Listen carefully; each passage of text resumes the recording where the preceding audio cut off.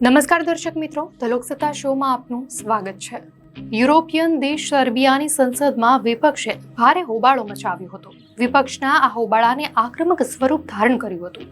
સંસદની અંદર વિપક્ષી સાંસદોએ સ્મોક ગ્રેનેડ ફેંક્યા હતા।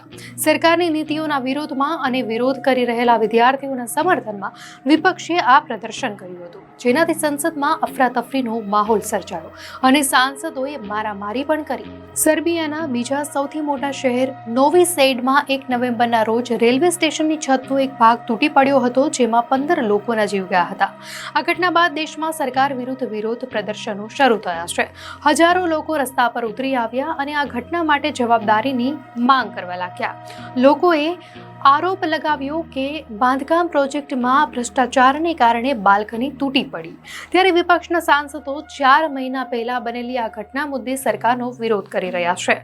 વિધાનસભાના સેશન દરમિયાન સર્બિયન પ્રોગ્રેસિવ પાર્ટીના નેતૃત્વ હેઠળની ગઠબંધન સરકારે સેશનમાં યુનિવર્સિટીના ફંડિંગ માટે એક એજન્ડાને મંજૂરી આપી હતી, જેમાં અમુક નિયમોનો વિપક્ષના સાંસદોએ વિરોધ નોંધાવ્યો હતો। તેઓ પોતાની બેઠક પરથી ઊભા થઈ સ્પીકર તરફ દોડ્યા હતા। તે દરમિયાન સુરક્ષા ગાર્ડ સાથે પણ મારામારી અને ઝપાઝપી કરી હતી। વિપક્ષના અમુક સાંસદોએ સ્મોક ગ્રેનેડ અને ટીયર ગેસના ગોળા પણ ફેંક્યા હતા। સર્બિયન સંસદ દેશની યુનિવર્સિટીઓ માટે ભંડોળ વધારવા માટે કાયદો પસાર કરવાની હતી।